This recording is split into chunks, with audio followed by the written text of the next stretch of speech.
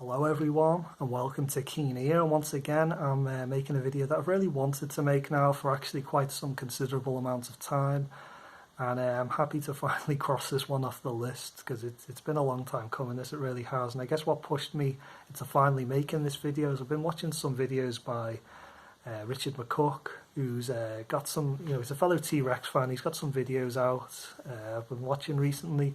One of them is his favourite T.rex albums, Mark Bolan albums, and the other one is his favourite songs. So I'll put a link in the description if you're interested in checking them out. You haven't done so already. And watching those videos really pushed me into making this video. This is going to be a studio ranking video, studio album ranking video, going through all of Mark Bolan's albums that was released in his lifetime, so from 1968 to 1977. And I did think about maybe splitting these videos up, and splitting the albums up, because you got Tyrannosaurus Rex on one side and you got the T-Rex sound more on the other, and they are very, very different to one another. The vocal delivery is very different, the songwriting is very different, the production's very different. So I did actually struggle somewhat to compare these albums to each other, because they are so different really. But I thought I'd do it together, all the albums together, and do like a comprehensive run through of everything. But it was a bit of a challenge, and that's something you've definitely got to be aware of if you're not so aware of it already, and you are planning on delving into Mark Bolan's music. His early stuff is very different to what he's most well known for, which is the more glam rock sound. So let's begin at the very bottom. And I did actually attempt this video yesterday, and I started at the top and worked my way down, and it didn't work out very well at all. I can see why people don't really do that, in these ranking videos. It's for some reason it seems more difficult. I'm not sure why, but I'm going to start at the bottom and work my way up. And if this doesn't work, don't know what I'm going to do really. But anyway, this is my least favourite T.rex, Mark Bolan studio album. It's Zinc Alloy and the Hidden Riders of Tomorrow, or a creamed cage in August, as it says on the back. And yeah, this album just doesn't come together at all, and it was a bad misstep from Bolan, because this came out in 1974, and Bolan's popularity was just starting to turn at that point. He needed something fantastic. He needed something that was going to keep people's attention and keep the fan base up and keep his reputation up. And he put this out, and it didn't help at all. It pulled him it did the opposite. It pulled him back right down, and he lost a lot of fans, and a lot of fans turned to Bowie and that kind of thing. And Bowie was, he was doing fantastic at this point. He was, he put stuff out like Diamond Dogs, and then he'd put stuff out like Young Americans, and he was very confident in his musical changes, and it was working, and he did well. And Bolan was kind of getting left behind, and a lot of his fan base was moving over to Bowie at this point. Even the more dedicated Bolan fans were thinking, they can't really blame them, in all honesty, when he's putting stuff out like this. It just doesn't really compare to Bowie, unfortunately, and he was losing his way. But there is some good stuff on here, and it does sort of, at times, this kind of, you kind of tell the, and feel the quality that Bolan had. But this album almost breaks the mortal album sin of having not a single good track on it. But it does have one good track. It does have Teenage Dream, which is fantastic. It's like a very elaborate, but in a good way, sort of epic almost. It's one of Bolan's epic tracks. But everything else on it has nice touches here and there, some of the tracks, but everything, it's not enough. It's not really enough at all. You can't just have an album with one good track and a couple of nice touches to it here and there. This album just doesn't work overall, and it's the cause really of Bolan's decline. I really do believe that. A lot of music journalists and that kind of thing, they listened to this and thought, Bolan's finished, he's over, really. And it just doesn't have the quality of his earlier albums, and he lost his way really with this. And this was the last album where Tony Visconti worked on it, so he lost Visconti as well. He just kind of stuck really to working on Bowie albums and ditched Bolan, and he did have falling outs and things like that, so that's understandable. So yeah, my least favourite T.rex album. I really dislike that in the corner as well. Mark Bolan and T.rex thing they've stuck on. I think the record label did that, and I think it ruins the album cover completely. You know, it makes it look like a K-Tel release almost. So yeah, that's a petty thing, I know, but that's just what I feel about it. So moving on now to the second least favourite Bolan album, you know, T.rex album, and this Futuristic Dragon, a later album, and there's some good stuff on here. Side 1 in particular is pretty damn strong. I'm having to look at the label here because there's track listing on the back of the album, just so I don't make a mistake. And on side 2, it's got some of the weakest material Bolan would ever put out on a studio album. It's got Casual Agent, which is terrible, and it's got Ride My Wheels, which again is terrible as well. And yeah, side 2 just really lets this album down a lot. Side 1's got some good stuff on it, nothing great, I don't think, nothing brilliant, but it's pretty strong. You know, I like a chrome sitar and things like that. You know, it's Calling All Destroyers is pretty good, so it's got some strong material on it, but the weak material just, you know, balances out and doesn't equate to a good album overall. And these albums at the bottom half, they're really more for the dedicated T.rex fans, you know, Mark Bolan fans, than really any sort of casual fan. So moving on to this, my third least favourite Bolan album is Tyrannosaurus Rex. It's the third album they put out, and at this point I'm just kind of losing a bit of interest, you know, in the sound. The Bolan was kind of pushing it this time. I felt like it's kind of run its course, and it's the third album. He's kind of pushing it a bit, and he's kind of trying to do different things, introducing new instrumentation and that kind of thing, and you know, I kind of appreciate it for that. But the fact is, this has got a couple of good songs on the whole album as far as I'm concerned. It's got Chariot of Silk, which is great, and it's got The Seal of Seasons, which is fantastic. It's one of the best things that Bolan ever recorded as far as I'm concerned, but it's not enough. You get a couple of songs on an album, it just doesn't, it doesn't have enough. Particularly, you know, it's got some other things which are pretty good as well, but those two songs are the standout, and it needed more of that, to be honest. And yeah, it just kind of feels like it's run its course at this point. You know, the sound that he's pushing, he needs a change. He needs to do something different, and he kind of knew it himself. You know, he pushed more electric guitar, more of a rock sound. So we'll move on now to my fourth least favourite T.rex album, Mark Bolan album, and it's Bolan's Zip Gun.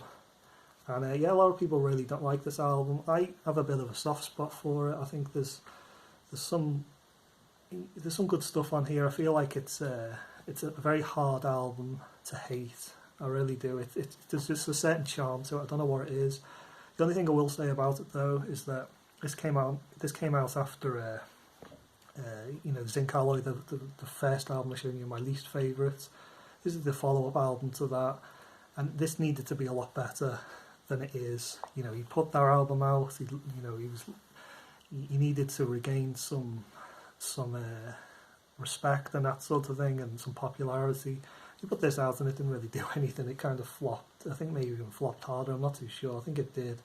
And you know, his career was kind of in free fall really, and it was kind of a bit of a, you know, 10 events really. He was the big star in the early 70s, and by the mid 70s, you know, 1974, 1975, really started to fall away.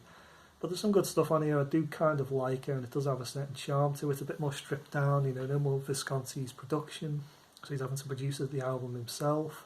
And it's got some good stuff. Till Dawn's pretty good. Girl in the Thunderbolt Suit's pretty good. Golden Belt, Zip Gun Boogie's, you know, not bad, I suppose. Nothing brilliant on here, but nothing really that offensively bad either. I think there's worse stuff on Futuristic Dragon, and there's definitely worse stuff on Zinc, you know, the Zinc Alloy album.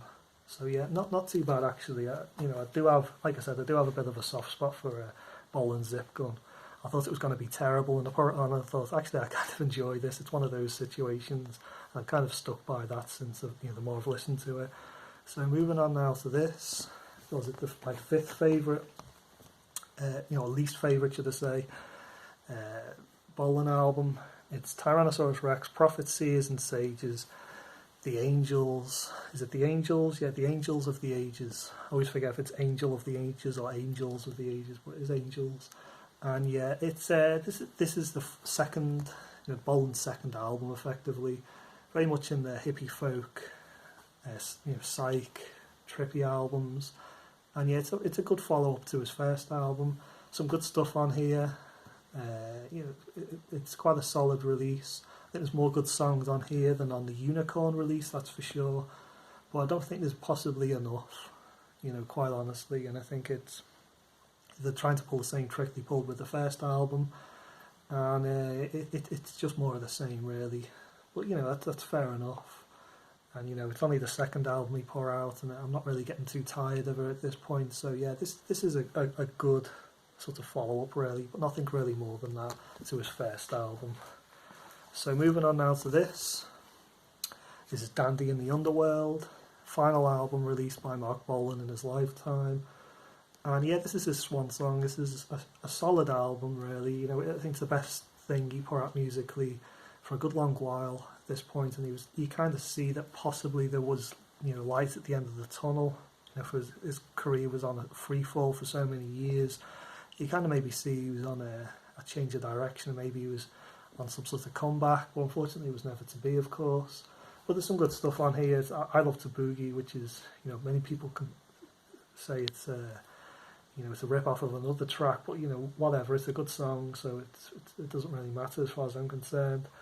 It's got Dandy in the Underworld, the title track, which is good. So good stuff on here, nothing brilliant, nothing amazing or anything like that, but it's that you could see that it was a ten of fortunes, possibly on the horizon for Bolan. Maybe he was going to find some new relevance and that kind of thing, because he really did drop off the radar. But it just wasn't to be, unfortunately. So, moving on now to this. This is the first album, really, by Mark Bolan and by Tyrannosaurus Rex. It's My People Fair and Had Sky in their hair, but now they're content to wear stars on their brow. A fantastic sort of debut album, really, and a fantastic cover. I do have a soft, again, similar to Bolan's Zip Gun, I have a particularly big soft spot for this release, because when it came out, there was nothing really quite like this album. It really was. It was so unique, so different, and it was completely new, really. And the cover's fantastic, and I think there's something kind of magical about this release. It's got like little secret things hidden in the album, where you've got to listen very closely and turn the volume up, and little things, little surprises, little things around the corner, and it's just a really just somewhat magical album, even though it's not a great release. There's nothing, there's no it's not overflowing with great tracks and memorable tracks or anything like that. Well, I just have a bit of a soft spot. It's got Child Star, which is really good, fantastic. It's got Chateau and Virginia Waters, which is just very charming, and it just something about it, really. It's not necessarily the music; it's a whole package, really. It's just kind of somewhat. It's a genuinely magical album. There's not many of those out there, and this is definitely one of them, as far as I'm concerned. So yeah, the first Tyrannosaurus Rex album put there, but it's definitely an acquired taste. Be aware of that. It's not something that you want to go into lightly. Listen to it online first before you track down a mint condition first press that costs you like 800 quid or whatever. So we'll move on now to this, if I hold it the right way. It's T.rex self-titled album, 1970. And if like I was saying, the Tyrannosaurus Rex sound is very different to what Mark Bolan's well known for. And on this cover he's got an electric guitar, so you think, oh, this is going to be like a rock album. It's not. It's got rock elements to it, but it's more in the style of Tyrannosaurus Rex. And this came out a year before. This was the album that led up to Electric Warrior, and I think a lot of people bought this thing and it's going to be a lot like Electric Warrior. It's not. It's more like Tyrannosaurus Rex. It's more folky and that sort of thing. It's not a glam rock album at all, so I just want to make that clear. But it's a consistently good, folky, trippy album, and it's got more electric guitar than usual. It's kind of taking it's taking the electric guitar one step further, and it is leading up to Electric Warrior, but it's very different beast, really. It's a different beast. You wouldn't really, the link between the folky Tyrannosaurus Rex and Electric Warrior, there kind of isn't one, really. That album kind of came out of nowhere. Nobody really expected it. You kind of get elements of it from this album, but there wasn't really a huge amount of indication that that's what they were going to be doing. So yeah, be aware of that. But it's a good solid album. There's good tracks on here. It's consistent, and it's well worth checking out. Some great, the Wizard track on here is really crazy overblown, sort of trippy track. So yeah, that's a good album. Not a spectacular album, but definitely a good album. Next we move on to this, A Bead of Stars, the final Tyrannosaurus Rex album, and this came out before the T.rex release. And yeah, there's good quality on this. I kind of had to put this as high up as I have because of the quality on here. There's stuff like Lofty Skies and that kind of thing, and it just flows really well, and it's just a very good solid album. I think this is like his the best Tyrannosaurus Rex album, where everything kind of comes together, and it's like we're going to make a great album and then move on to something kind of somewhat different. I know that T.rex self-titled came out after this, but I think that was more of a stopgap, really. I think he wanted to go in a different direction, but he wanted to go out with something special with Tyrannosaurus Rex, and he put this out. Bolan put this out, and it is the most consistent, the most rocking as well. It's a pretty rocking album, actually. There's quite a lot of the electric guitar, particularly with the last track. So yeah, I think this is the most accessible Tyrannosaurus Rex album as well. If you want to get involved in this more earlier sound, this is the album you want to check out first and foremost. And if this isn't for you, I pretty much guarantee the other Tyrannosaurus Rex albums aren't for you either. But this is the swan song, really, of the early sound that Bolan was putting out, in the late 60s, pre-glam rock sound. So that's their album. We're moving up now to the top three. None of these are particularly controversial or anything like the obvious choices, I'm afraid. So for three, I've gone for this, Tanx. Really Bolan's last great album that he put out. Truly great album. Great tracks on here, very strong. Tenement Lady's great. It's the first Bolan album I actually listened to. Mad Donna's great. Nobody speaks about Left Hand Luke. Left Hand Luke and the Beggar Boys, which I love. I think it's a fantastic track. Nobody ever mentions it. It never really shows up. It's kind of like this big, amazing track that I absolutely adore. And released by Bolan, when he's very, very popular, and it just doesn't get really any mention. I think it's great. It's a great way to end the track. A great way to end the album, should I say? Sorry, rather than track. And yeah, it's rock solid album. It's not. It doesn't have the quality of his very, very, very best. His absolute, completely best. But it's not far off her, and it flows very well, and there's lots to enjoy, and this is well worth checking out. Moving on now to this. This is The Slider, again, non-controversial choice. Strong album throughout. Standout tracks on here, you got Telegram Sam and stuff like that. It's just really, really damn good album. And it's the top three are really the albums that you should be checking out. Regardless of you being a T.rex fan or anything like that, check them out because they are so damn good. As long as you're into classic rock, into early 70s rock or 70s rock, you got to check these albums out. Albums you need to listen to at least once, and yeah, they're just 5-star great albums. And yeah, this is really the peak of Bolan's popularity. When this album came out, he was a superstar. He was known everywhere. He was, it was the height of T-rex-tasy and that sort of thing. And yeah, it's it's an important album for a number of reasons, really, for Bolan and for glam rock, and it kind of does represent that early 70s sound. You know, you kind of can't talk about early 70s rock music without mentioning the Slider or this album, you know, Electric Warrior, the best album Mark Bolan put together, the best, you know, album really of glam rock as far as I'm concerned. It's an album that represents both Bolan, glam rock, and you know, T.rex, you know, as a whole, really, as a group. And yeah, it's fantastic. It's, you know, it's rock solid. It's a classic, true classic album. You have to listen to it. You know, I think this album, Tanx and Slider, they're all albums that you need to check out. It doesn't matter if you're a fan or not. You've got to check them out and listen to them throughout. You know, if you can really consider yourself a true sort of you know, classic rock fan.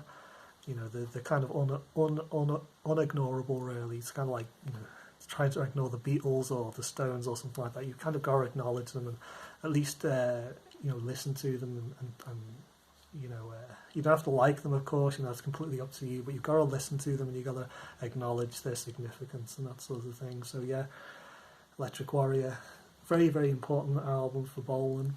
Launched not only him, but launched glam rock, that launched a whole heap of imitators. An album that actually inspired David Bowie. You know, Bowie listened to this, and you know, and anything that kind of inspires Bowie in a big way, you know, it's got to be important. And this album really did, and it sparked a lot of things. And it's just a shame Bolan couldn't release more albums like this. It just kind of didn't really happen. And there's, you know, it's wall-to-wall great songs. Not everything on here is amazing or brilliant. I'm looking at the Motivator on the back, which I don't think is particularly great.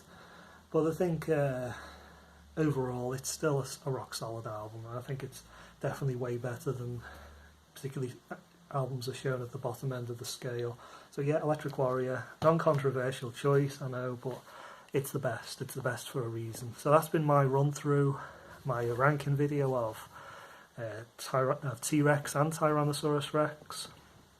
And yeah, if you're interested in checking them out, check out the top three, the Electric Warrior, the Slider, and Tanx. You know, and if you want more, check out maybe A Bead of Stars by Tyrannosaurus Rex. You know, that album, and just kind of work your way down. Really, I do think I'm kind of happy with the way I've ranked them and the way that, you know, you can kind of, if you are new to T.rex and Mark Bolan, you are wanting to check them out, you can really work your way down the list, and I really do think you'll be getting the best at the top, and you know, the lesser stuff as you work your way down, and the kind of, you know, ignorable stuff at the bottom if you choose to do so. And really, those three top albums, if you just want the best of Bolan in the glam rock style, you kind of just check them out, and you don't really need any more than that. In all honesty, they're the main three that you need to check out and listen to, and maybe get a hold of if you can. So, thanks for watching, guys. That's been my run through of Mark Bolan's career. You know, he's one of my all-time favourite kind of people, really, almost. You know, I'm just kind of drawn to the guy. I've always kind of liked him. And you know, I remember listening to Tanx for the first time. They kind of just, you know, I was kind of third track into that album, or not even that, the first track into that album. I was like, yeah, this guy is just great, and I'm kind of just fully involved now, fully engrossed in this guy, and I need more. You know, the album hasn't even finished, and I'm thinking, what else can I pick up by Bolan, because he's just fantastic. Fortunately, the rest of the albums maybe weren't as good as Tanx, but you know, it would have been fantastic if they were. So anyway, that's it for this video. Thanks for watching, and goodbye.